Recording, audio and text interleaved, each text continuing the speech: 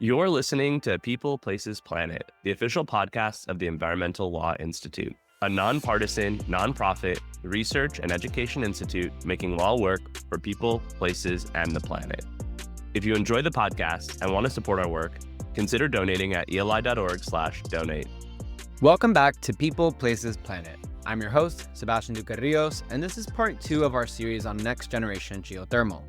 In our last episode, we discussed the science and technology unlocking geothermal in places we didn't think possible before, and previewed some of the regulations that are shaping geothermal's growth. Today, we're picking up where that conversation left off and asking the harder questions. What does it actually take to finance and regulate this technology at scale? I'm joined by Caroline de Bossart, Director at the Grantham Foundation for the Protection of the Environment, Drew Nelson, VP of Policy Programs and Strategy at Project InnerSpace, and Susannah Dibble, Staff Attorney at ELI. And a big welcome to all of you to People, Places, Planet.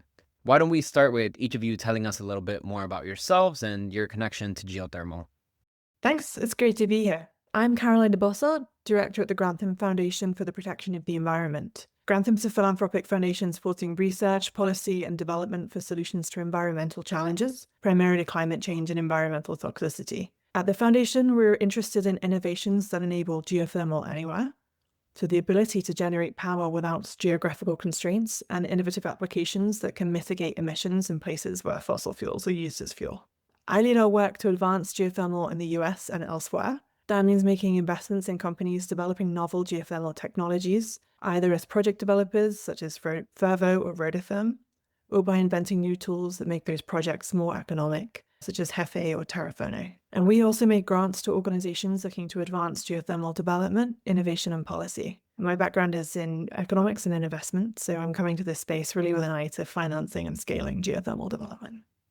Hi, I am Drew Nelson, and I'm Vice President of Policy Programs and Strategy at Project InnerSpace. Thanks so much for the opportunity to be here on the podcast. It's always exciting to talk about geothermal because that's what we do at Project InnerSpace. We are focused on scaling all types of geothermal globally, but there's a lot of new potential with next generation geothermal. It's hot everywhere underground. And with the recent advancements that we've seen in the oil and gas sector, we can now tap into that heat in places that we couldn't previously. So whereas geothermal was a great niche solution for Iceland and Indonesia, but not so much for Utah, for example, that's now changing because of these new advances, and we're able to turn that heat into electricity. But also, one of geothermal superpower is it's not just a way to generate electricity. It's a way to generate clean heat and also provide heating and cooling options. And so there's a lot of different use cases that are open now that weren't necessarily open before. And so that's what we're excited about at Project InnerSpace on geothermal. And personally, I've been doing climate and clean energy for over 20 years.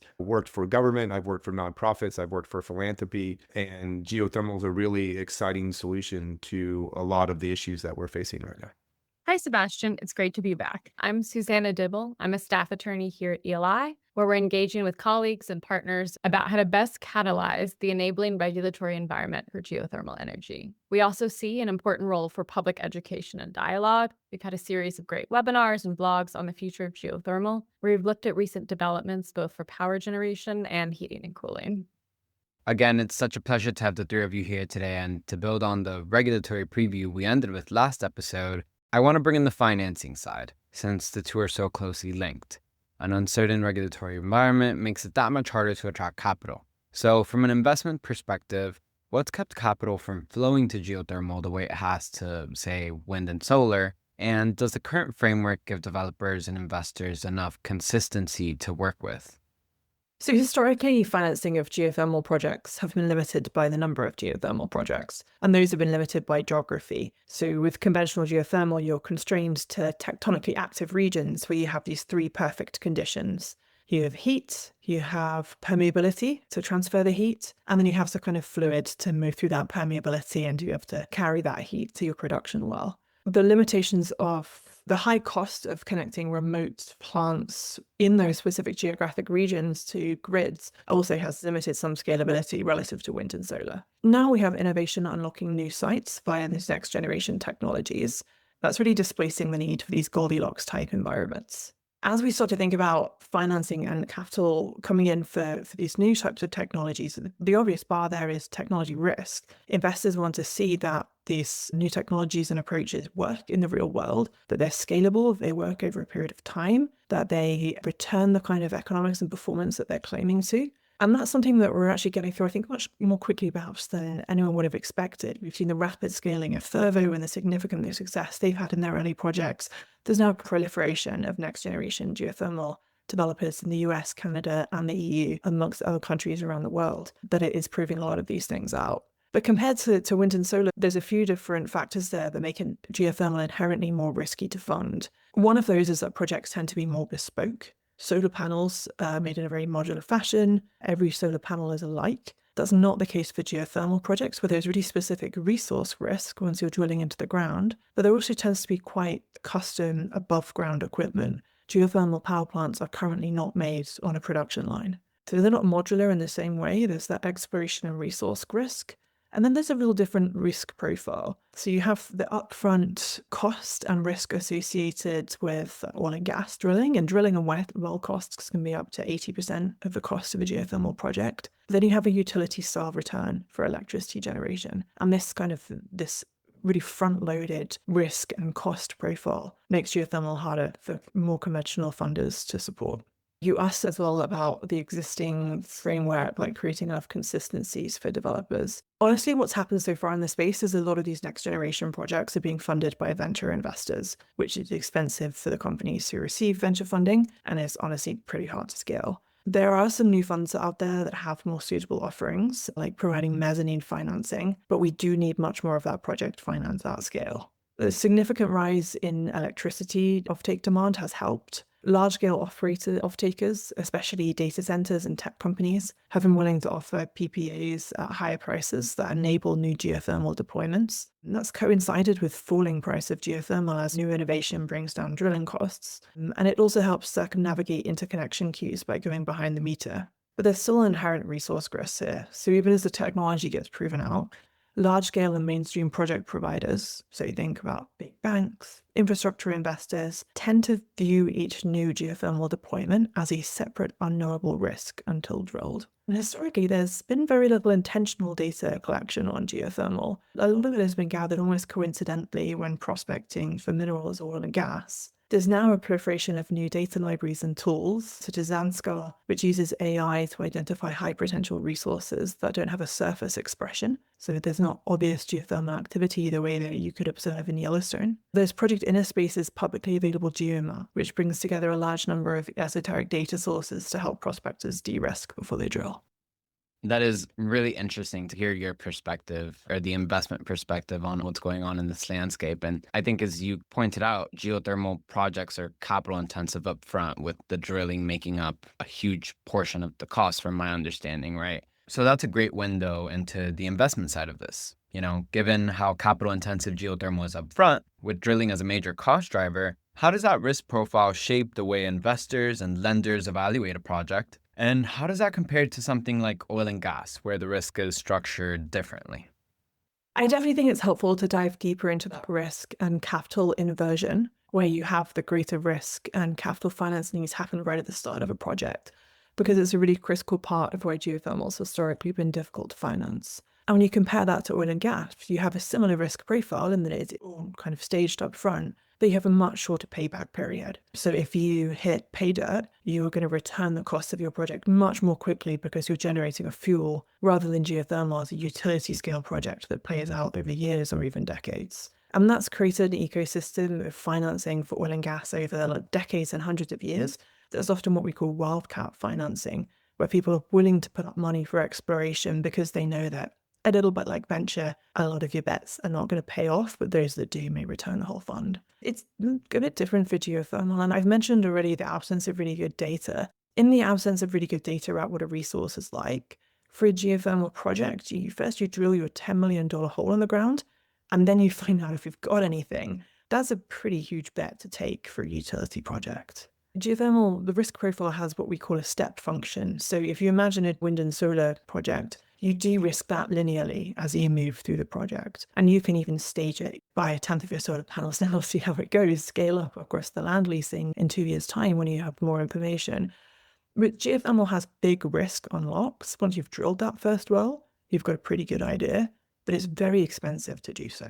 This has created barriers to conventional finance, but potentially an opportunity for some unconventional funding. So you can think about loan guarantees for government, public-private partnerships, philanthropic or first loss financing, or drilling failure insurance. And in Germany, Munich Re has been rolling out a new project that ensures heat output, but so far only for geothermal heating projects, not for electricity generation. There's a kind of important part to play here around regulatory certainty too. Geothermal projects take a really long time to scope and develop, not least because the permitting timelines on BLM sites can be 7 years for geothermal, which is much longer than for oil and gas. A lot of the tax credit monetization depends on rules that haven't been fully written yet. Even though geothermal got comparatively favorable treatment in recent US legislation, the materiality assistance test for foreign entity content, that is how much of the equipment for your project you're sourcing from overseas, is intended to tighten over time. So you're financing projects today under some assumed rules that are going to change in the future and maybe in ways that you can't anticipate. Finance providers tend to price ambiguity as risk, and that drives up the cost of capital for geothermal projects. There's another factor here is that technology is really moving ahead of regulation. We're writing rules for fracking approaches that are really changing and improving by the day, or temperature ranges that are being superseded by the pace of innovation in the industry. And that's really exciting to see on the geothermal side. Since the foundation has been working in this space, the temperature ranges at which people are building and planning commercial projects has exceeded our expectations, but it has left regulation and policy, I think, trying to keep up. So you need that certainty for the handoff between that kind of unconventional financing I described and more mainstream finance that could actually enable this industry to scale in a commercial way. And if I could just add on to that great answer, Project InnerSpace, we've done a lot of analysis looking at the bottlenecks across geothermal, including on the financial side. And one of the things that we've identified that constantly comes up is that the absence of standardized, publicly accessible, independently verifiable information makes it really hard to get the type of capital and insurance that you need for large-scale projects and multiple large-scale projects. And that exists on the oil and gas side. It's called PRMS, the Petroleum Resource Management System, and it's managed by the Society of Petroleum Engineers. And there's a template and a framework, and people in the industry, whether they're bankers or in the oil and gas industry, know how to fill it out and know how to calculate the resources and then how to finance off of that. That doesn't exist on the geothermal side. And so we've actually started working with SPE to develop the GRMS, the Geothermal Resource Management System, which will hopefully unlock a lot of this capital and insurance that oil and gas currently has, because it has access to the system. And that once we bring this GRMS into the lexicon, you have a lot less institutional barriers to do reserve-based lending, to do insurance underwriting, to do farm in, farm out agreements and joint ventures. And so that's a big barrier that we've identified that we're working to hopefully fill relatively soon, which should have a positive role in making the finances of a geothermal project much easier. Thank you for adding that. I saw an InnerSpace associated presentation on the framework that you've been working on at the recent World Geothermal Congress. And I think this kind of framework is going to give so much confidence to the industry in saying, oh, it's a known quantity, it's an X, it's a Y, it's a Z, and not looking at everything kind of ab initio. Yeah, I mean, that's the exact hope. And we've got a lot of really smart people who've got experience both in the geothermal world and the oil and gas world that are working on this. And it's been going pretty well so far. So hopefully relatively soon, we'll have that input into the system. That sounds like a really interesting framework, Drew. And I know we look forward to learning more about it once it's finally launched. Building on that, what would an ideal legal and regulatory environment actually look like? One that truly unlocks private investment in geothermal.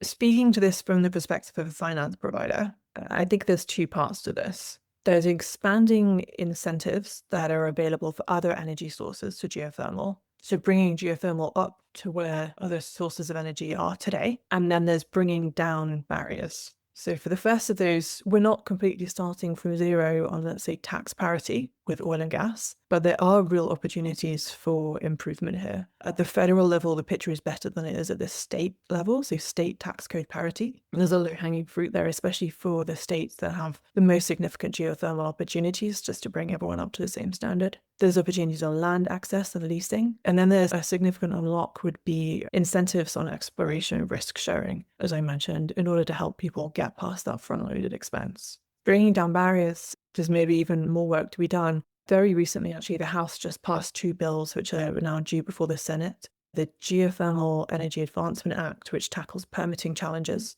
So it has previously been the case that if you are exploring on Bureau of Land Management sites, that you face something like a 7-year permitting timeline for geothermal projects compared to a 3-year timeline for oil and gas. So addressing permitting challenges is really, really significant. And the other bill was committing leases for energy access now, or CLEAN, which is supposed to increase lease sales for geothermal on federal land. And both of those passed with bipartisan support. So it's really exciting to see a movement happen there. That first one I mentioned, the GEAA, that should help close the permitting gap between oil and gas and geothermal exploration. And then I touched on this already, but updating those regulatory frameworks to keep pace with technology, and probably at this point, maybe anticipating what's happening, like higher and higher temperature projects coming into the pipeline, is something that's going to be really significant as this space develops, because the pace of innovation has been really incredible to see.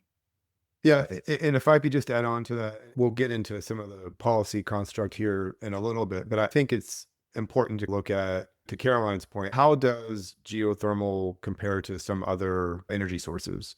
And the International Energy Agency put out a report not too long ago that found that more than 100 countries have high-level wind or solar policies that help scale, that help catalyze, that help reduce barriers so that wind and solar can be an important part of the energy matrix of those countries. Fewer than 30 have similar policies for geothermal. And that, I think, is a relic of this old world that we were living in, where geothermal was a really niche solution for only a handful of countries. And now that we can access this heat in ways that we couldn't previously, that number of countries should grow much higher than 30, because it is a real solution for many more countries than it used to be. But it's not just on the policy side. There was, in that same report from the IEA, they found that there was about a $420 million in global investment in geothermal,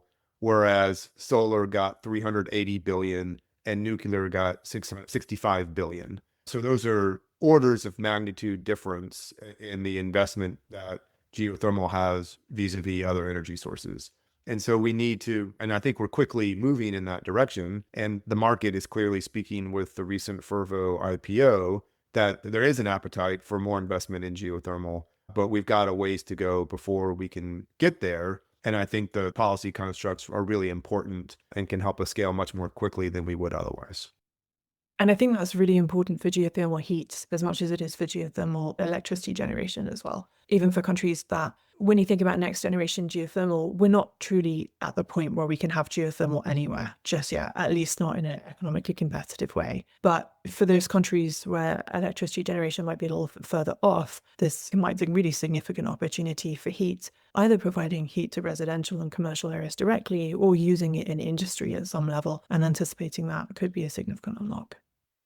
Well, thank you both for pitching us that dream scenario in a way of what the future could look like in a legal and regulatory environment that is able to unlock some of that private investment. I think that was a really interesting point about kind of those low-hanging fruits of tax parity at the state level, right? Certainly some policy ideas and takeaways that can be had there. And I want to move us then a little bit into the policy specifics. I think we've done a really good job at setting up this overview of what the legal, regulatory, and funding landscape is for geothermal. And so historically, geothermal developments have been concentrated on federal lands of the ones that we have in the US. But now an important emerging aspect as more areas become feasible for geothermal development as the technology advances is their development on state lands. So how does the regulatory picture differ at the state level? I know we've hinted at this a little bit, but really would love to hear more, as this is really key to some of these next generation projects. Yeah, I mean, it's a great question. And from our perspective, it's one of the key issues that the US is facing right now. In what reality will we find ourselves 5, 10 years from now in terms of the percent of geothermal electricity and heat that we're using? And there's been a fair amount of movement and attention on this at the federal level, but it's really at the state level where a lot of this is going to move and where a lot of projects can be moving forward as we speak. And so Project InnerSpace, we've done a ton of work looking at policy frameworks in a number of different US states. And we've been working on an analysis that kind of says, okay, well, what works where and what is the playbook that other states can implement that have been used in other places? So we don't want people to have to reinvent the wheel every time. And what we found is that there's a continuum, so to speak, on the policy side when it comes to geothermal. The first is legal ambiguity, and that can consist of both who is the regulator as well as who owns the subsurface resource, right? So in a lot of states like Texas, for example, there's never had to be any legislation or clarity about who owns the heat because there's never been any geothermal projects. But that's starting to change. And so a couple of years ago, we identified this gap in Texas and worked with some stakeholders to make it very clear that where the heat was owned, was it the surface or the subsurface? And that gave a lot more clarity so that project could move forward in a way that financiers would be comfortable with. If they didn't know who owned the heat, how would they be comfortable financing the project? So that's kind of gap one. Gap two is on the permitting side. Every state kind of does this a little bit differently, and it depends on whether it's a deep or a shallow and whether you're re-injecting or not. But having some sort of permitting system for geothermal that makes it more quick and more expedited is certainly going to be helpful. And that's very similar to what's happening at the federal level right now. The third kind of step in the continuum is market valuation. Very few states have any sort of incentive or requirement for their utilities to look at geothermal when it comes to resource planning. California has a soft mandate to include geothermal in future procurement. Colorado just passed a bill that we were working on that includes a 300 megawatt procurement target for geothermal. If there's not that high level signal from policymakers that this needs to be part of the planning, then it's hard for it to be part of the planning. And then there's a financial mismatch. And this goes a little bit to what Caroline was saying, that there's a number of policy tools that have been used to reduce the cost for other types of generation. Very few of those have been used to help catalyze the deployment of geothermal. One current US state has a production tax credit for geothermal. That's New Mexico, but it's actually much smaller than the comparable production tax credit for solar. Colorado has something that resembles an investment tax credit. But if we want geothermal to scale, having more states take those sorts of actions would be really helpful and help unlock a lot more geothermal across the country.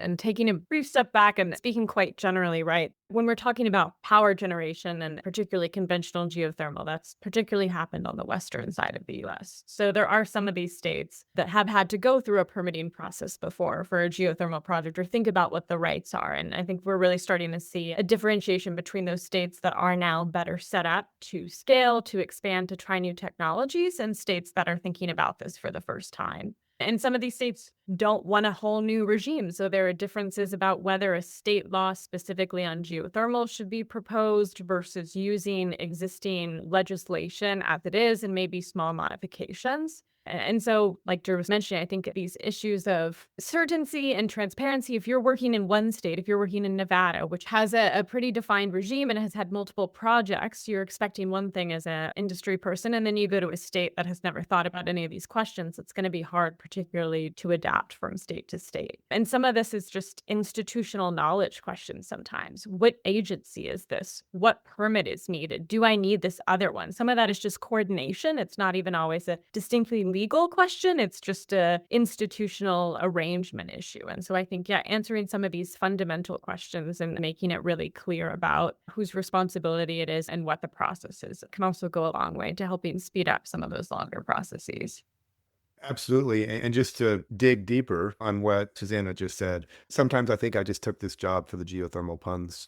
But you look at the Western states, many of which do have geothermal regulatory regimes in place, but also a lot of those are regulatory regimes that were put in place before the concept of next generation geothermal existed. And so they're focused on hot water as the resource as opposed to the heat as the resource. So in many of those Western states that do have a geothermal regulatory regime, in many cases, the definition of geothermal needs to be updated to allow for next generation technologies to be part of that regime. And that is also something that varies state by state.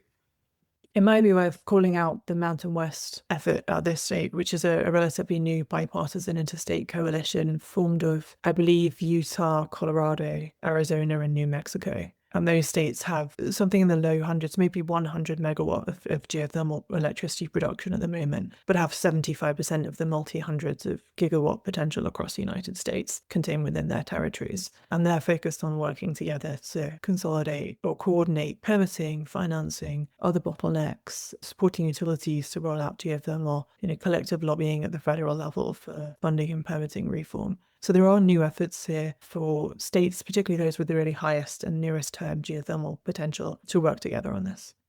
And before we move on, it's worth tying back to something that Tom mentioned last episode. Geothermal's case for tax parity really comes down to it being a legitimate alternative to fossil fuel-based energy sources. That's the through line connecting the science we covered in the Part 1 episode to the policy debates we're covering here.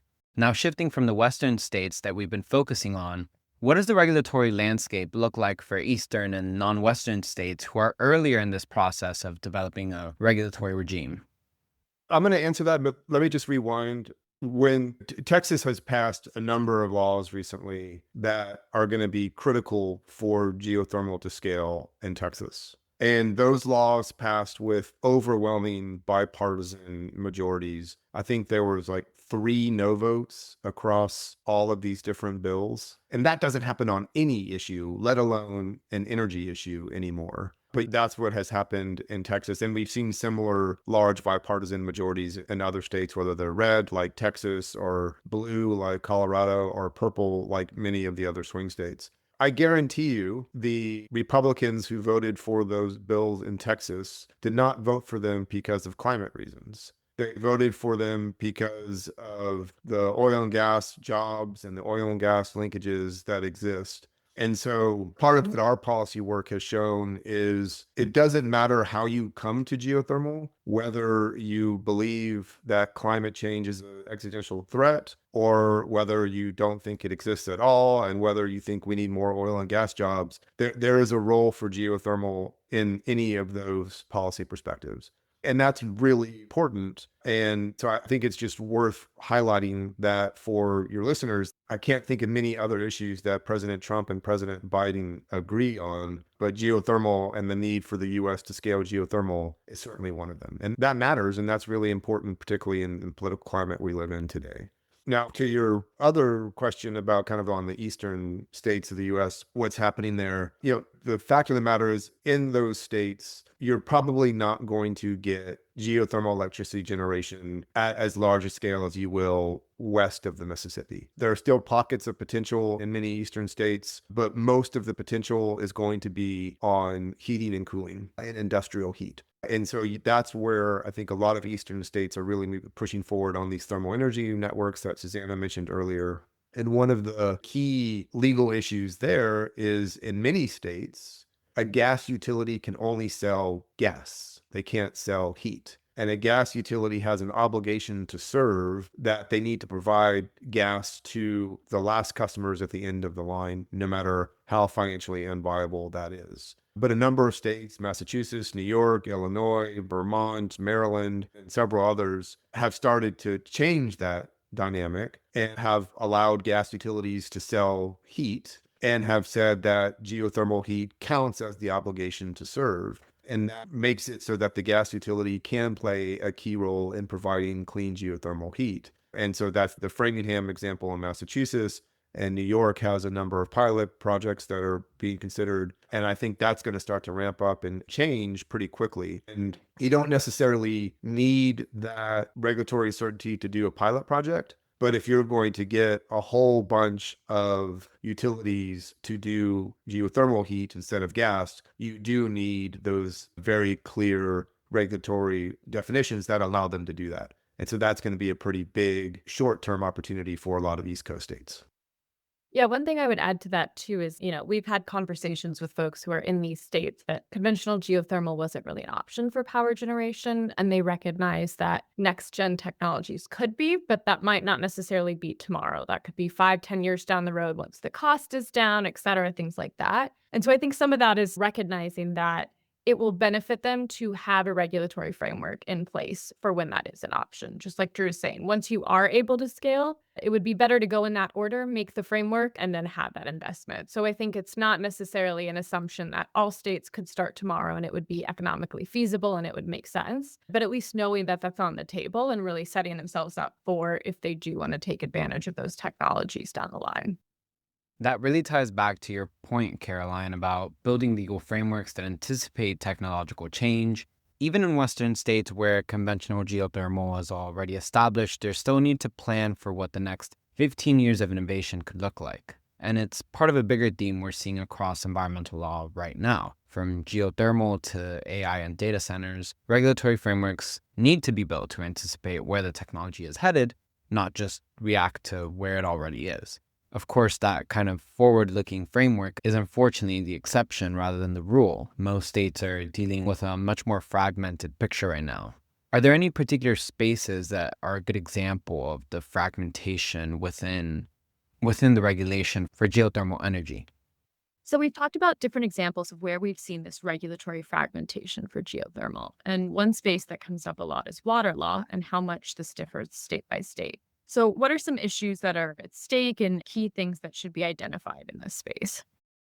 I'm by no means a water law expert, but water law is a pretty important issue when it comes to next generation geothermal in particular and how it can scale in the Western states. So first, you've got to think about the water rights, and the prior appropriation states probably will require separate water rights. And how does that apply to projects that use EGS, which has a fair amount of water uses associated with it? So that requires some thinking. The second big bucket is reinjection. So if you are pumping water underground, bringing that water to the surface to extract the heat from the water, and then putting it back down to get more heat, does that count as reinjection? How does that work or not work? And what's the regulatory framework that goes with that? And then the third bucket is on groundwater protection, and both in terms of how do you make sure that as you're circulating that water, that you're not causing any issues with the groundwater that's being consumed for human use or agricultural purposes. But then also, if water comes up to the surface and it spills, how do you make sure that you're not going to contaminate any groundwater sources? So I think there are lots of regulations and legal infrastructure in place for other sectors, like in the oil and gas sector, that can be used to ensure that we've got the right regulatory regime that states have so that these water issues are thought about at the beginning and the appropriate protections are put in place at the beginning, not later on in the process. And so there's a lot of stuff happening there, and it's pretty exciting. And once again, this is another example of where we don't have to reinvent the wheel. We can pull from best practices in other sectors in other states. Yeah, I think the only thing I would add is, particularly in the West, there are already so many conversations about water rights, lack of water, where that's going. And so I think it's understandable in the context of geothermal that there is just a real desire for communication and information about how much water is going to be used, what water is it, what's being reinjected, and being very clear just from a sort of community engagement perspective. I think that's a big one that'll keep coming up. Susannah, I think that's a great point about transparency and trust. It really underscores how much of this comes back to having the right legal framework in place such that projects can move forward. We've been talking in fairly broad terms about the regulatory landscape, so I do want to get concrete for a second. Where have states actually made meaningful progress on geothermal legislation or reform? Well, I'd just like to give a shout out to a number of states that have done a lot of really interesting things in this space. I mentioned the regulatory package that Texas moved forward a couple years ago. That was in the 23 session. And in the 25 session, they had another couple of regulatory bills that passed. One that allows geothermal to be part of the Texas Electricity Fund. So, there's lots of really important things and that creates financial incentives for geothermal. Colorado, I mentioned, just passed SB 142.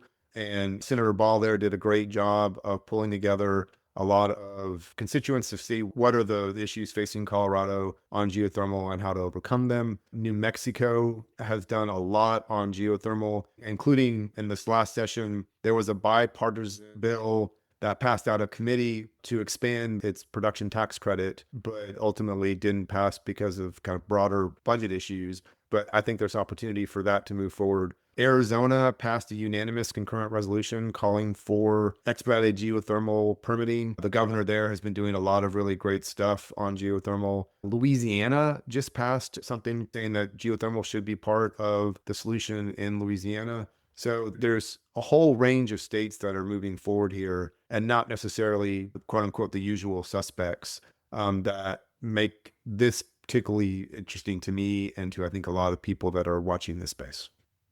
Great. Thank you, all of you, for truly this fantastic overview of the current framework that we have for geothermal energy production here in the US and particularly across the states. And to kind of wrap us up, I'm curious, ELI has been doing some work in this space, trying to convene thought leaders and think about some of these gaps and how to move forward. And as an organization, ELI has a track record of producing legal analysis that helps to shape policy. So where are some of the most important gaps when it comes to existing research, and what role could ELI or similarly positioned organizations play in developing the necessary frameworks that will help to enable those policies that truly push forward geothermal and unlock financing and other capacities?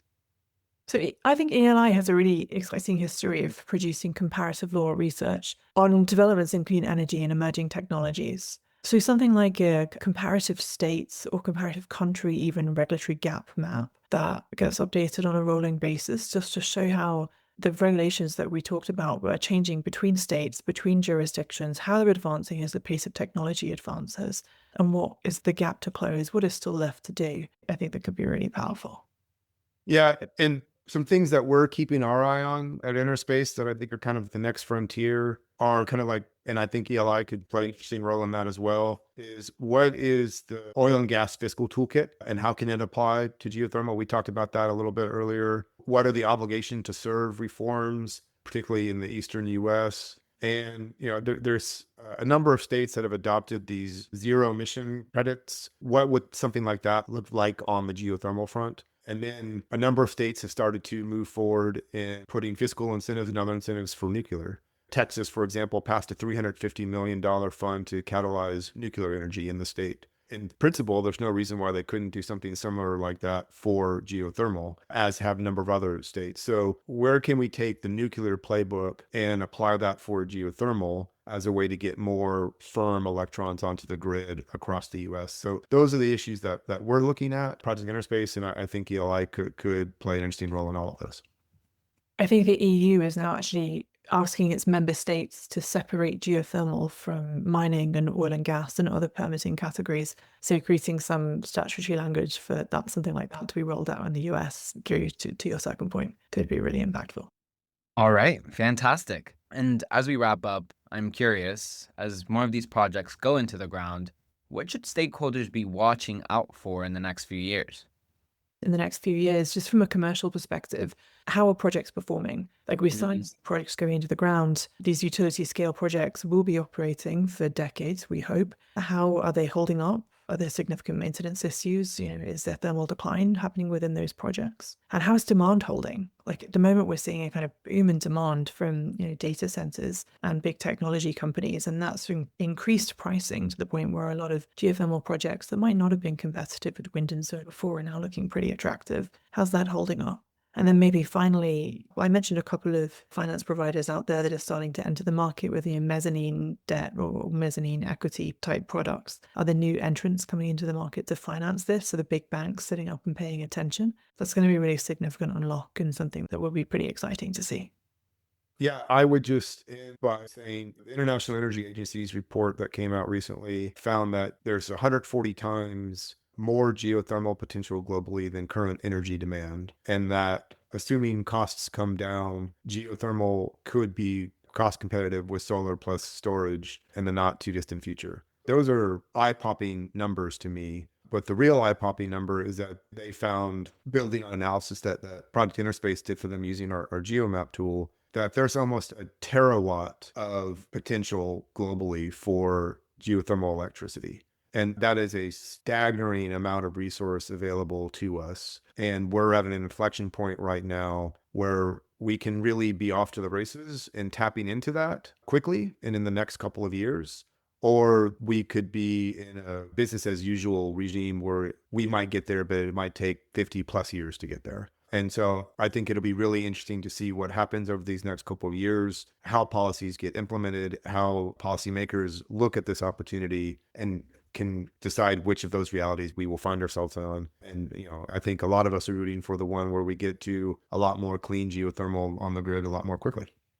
The only thing that I'll add is we've talked a lot during this conversation about what's going on in different states. And I think there's so much to learn in terms of good practices. And I think we're also starting to see a lot of regional initiatives, which is great to really see states directly working and learning from each other and building up these expertises and wanting to scale up this technology. So I think it'll be interesting to see how those expand and hopefully to regions that haven't traditionally focused so much on geothermal. Thank you, Susannah. And while this has just been a truly fantastic conversation, I've learned a lot from each of you today. I always love doing episodes on emerging topics and technologies like this one because it feels a bit like sitting in on the first lecture of a college class, just soaking up as much as I can. So just thank you all so much for being here and sharing your expertise with me and our listeners today. Thanks for having us today. It's been a real pleasure to join you and exciting to talk about geothermal. Yeah, thank you so much. It's always a pleasure to talk to smart people about anything, but particularly geothermal. So really appreciate y'all taking an interest in this. And thanks to Caroline and Susannah for their awesome input and their perspective on this, which I think is really valuable. Thanks, Sebastian, for hosting, and thanks to Drew and Caroline for the conversation. It's really exciting to talk about all these developments.